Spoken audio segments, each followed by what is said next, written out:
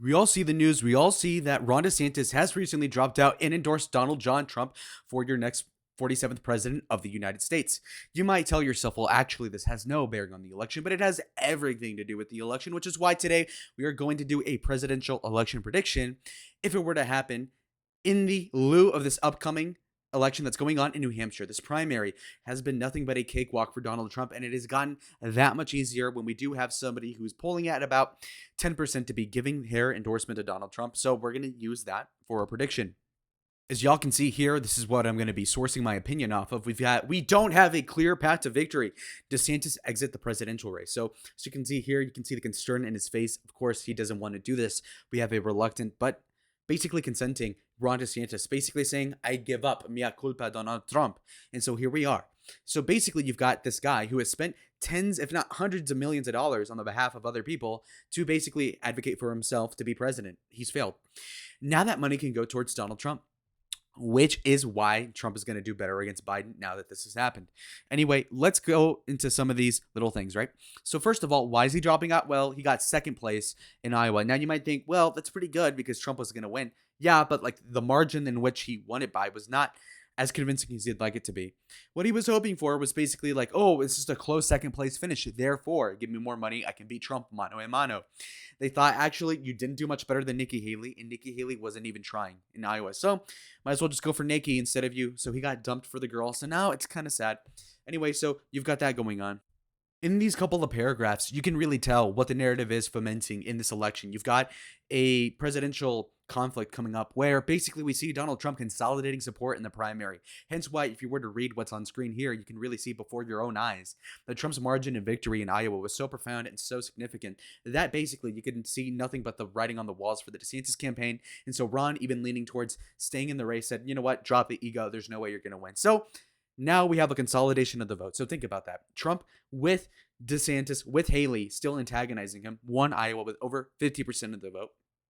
That was the bell cow. That was really the death knell to the campaign of the people against him. And so you see DeSantis fall before Haley. And what you notice is that DeSantis said, okay, look, Trump with 50% of the support is already somebody I need to kiss the ring of. And he did. So then what goes on? You take Ron's 10%, you give it to Trump. Now it's 60%. Okay, Nikki, 3-5. Are you going to kiss the ring now? Maybe she doesn't. But anyway, so here's another detail. In regards to the vice president for this prediction, DeSantis is apparently rejecting that, which seems like a cope because obviously Trump wouldn't pick DeSantis. He hates. So basing this off of the Real Clear political polling website, you can really see who is going to win this election. So right now we have a popular vote lead of 2%. So 46.6% for Trump, 44.6% for Biden. Of course, we have third party candidates. We've got the Green Party, which is going to take votes from the Democrats. So thank you very much. The Libertarians, which have less clout than ever before, which is a good thing for Republicans. We have the Robert F. Kennedy. That guy fell off. He's irrelevant. And that's about it.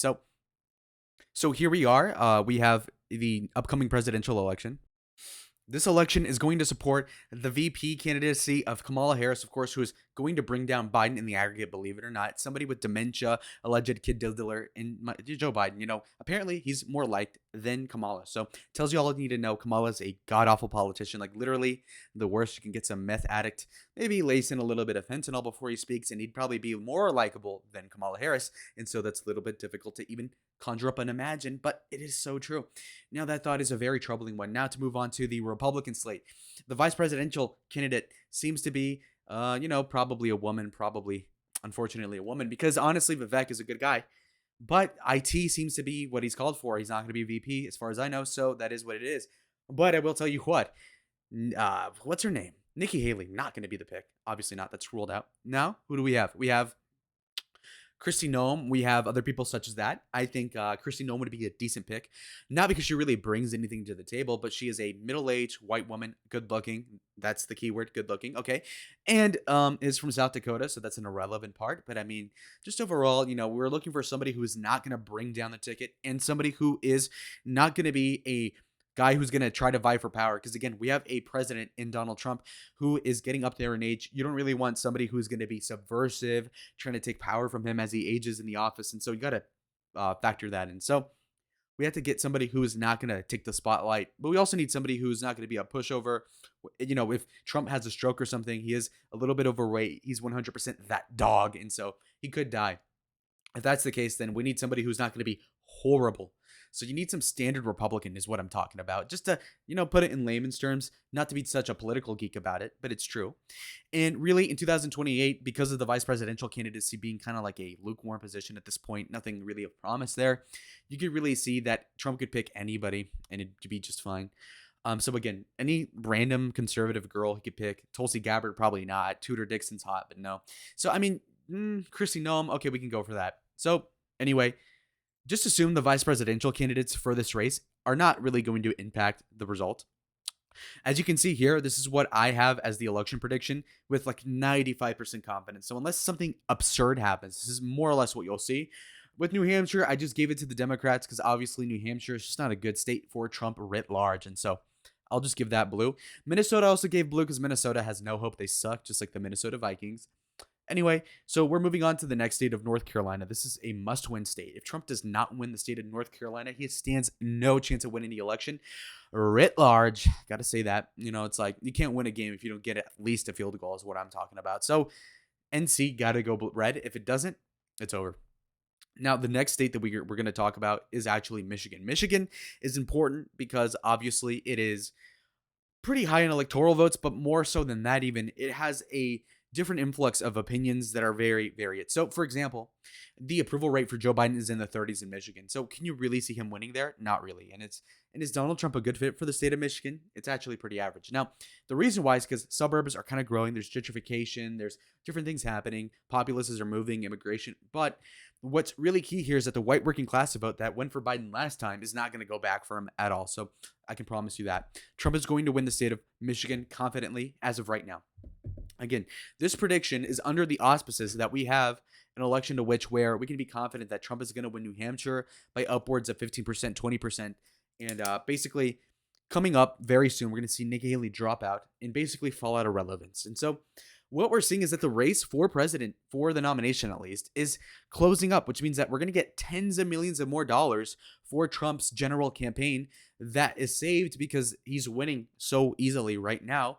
Versus had Iowa been closer, Ron would have stayed in. There would have been a lot more wasteful spending in the campaign, which would have hurt the general election outcome for the Republicans. So now we're seeing that the ratio for spending is not going to be so lopsided. So let's say if the primary were really expensive, really drawn out, and Trump barely won, you would have seen the spending be, let's say, 6-1, like it was in 2016, or maybe 3-1. Now that Trump is consolidating the support base and the establishment is supporting Trump reluctantly, but I mean, reluctantly still pays checks. So that's really good. Now that we got that out the way. So now we see that overall, we got Michigan. The next state I want to talk about is Georgia. Georgia's going Republican as well. Well, why? People might ask. And the real reason is because, of course, we see a type of leadership which is really just working, and it's basically suburban. It's like MAGA, but without the eccentricities. Yeah. Now here's the thing: somebody like Herschel Walker had the Trump vote by and large. Like basically, he was like Carrie Lake, relatively right-wing conservative Republican candidate, but also had a ton of scandals. Trump doesn't have those scandals in the same degree, right? Like for example, the scandal with Herschel Walker would have been like, for example, that he was pro-life and, he had an abortion earlier, or he got a girl that did. He had a gay son, stuff like this, right? Contradictions in his life. Now, Trump doesn't really have that. And more so the baggage that he really does have is going to be Jan 6, which, he's already going to win regardless of that. And the other thing is also that obviously when it comes to the election claims, again, don't care. Third point. Okay. Oh, he's going to go to jail. That actually helps the campaign because he looks like the victim. Yeah. So Georgia's going to go Republican on the basis that Herschel Walker barely lost, and that's the floor, really. So we see Trump winning by like 2-3 in real life. Now we've got the state of Wisconsin. Wisconsin will go Republican. Why? So, I mean, there's really no for Wisconsin to not go red. Wisconsin is a state that is not demographically that disadvantageous to Donald Trump. We have a bad economy. We have a lackluster candidacy by Joe Biden. We have a Donald Trump who has a better idea of how to harvest votes. We have an untapped resource in the driftless area in the northwest of the state, the southwest. I mean, rural white places, these farms. They need to get the turnout up, and they will. The Republicans will see to it now with increased funding over the last election. We ought to be able to get mail-in votes coming in hot for Donald Trump. And mind you, you could say, oh, the Democrats have mail-in votes, and they're going to do such and such. True, but here's the thing. We weren't doing mail-in votes and they were. Now they're going to do the same thing and we're going to do it now. And so we win. You know what I mean? It's like, oh, the Democrats are an inch taller than you, but it's like, yeah, they're on their tippy toes. So we go on our tippy toes. Now we're 2 inches taller than Democrats. Yeah. That's how it works. Okay. With the mail-in votes. So anyway, next state we're going to look at is Nevada. Nevada is going Republican as well. The reason for that being the case is that Nevada is in a position to where the circumstances are just very favorable. Okay, you have a Republican governor. You have a state in which you have a working class, but the working class is actually more malleable to be more Republican than usual. You have the Latino base, which is becoming ever so more red and conservative as the liberals become more queer and just awkward. And so obviously the Republicans will win the state of Nevada. Trump has a hotel there. It looks great. Golden. Anyway, now, of course, Pennsylvania will go red. The reason being is, of course, the suburbanites that voted for Biden are going to stay home if not vote for Trump. You've got a contingent of people that are like the Fetterman phenotypes, the people that are drinking their Coors Light, or not even, it's Busch Light, it's like garbage deer. We've got those people. We've got those people, watching the Steelers, watching them lose the wild card round every year, year over year. These people do not have high standards. But one thing that Joe Biden did do is somehow subvert their low standards. I mean, that's basically it. So you have basically the Mason Rudolph of presidents, which is going to be fucking Joe Biden or Kenny Pickett, actually. It's just a disappointment. Writ large, these people that voted for Biden in 2020, Scranton Joe, it's over. Be a ho no mo. Scranton Joe, it's over for you. Okay, we've got Arizona going Republican. Why? Because Arizona is a state that, frankly, is just a little bit too far gone for the Democrats. And actually, this looked to be the opposite of the case, where, the Democrats are gaining. Now they look lethargic. When we're looking at grassroots, if we're looking at phone banking, if we're looking at the actual registrations for voters, the Republicans are killing the Democrats. It's like the Republican Party in Arizona has been dormant for 20 years, and the 2020 and 22 results have really woken them up. And before, when you had the infrastructure controlled by McCainites and Reaganites and whatever, these people, if not are dying off, are just basically just being usurped by the youth, which are all Trumpian in ethos. And that's why Arizona is going to go Republican, because now we're not shooting ourselves in the foot down here in the desert state.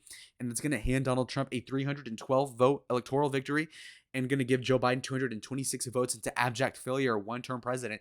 Jimmy Carter with Alzheimer's. It's tough to be shitty, but it is what it is. So see y'all in the next video. Adios.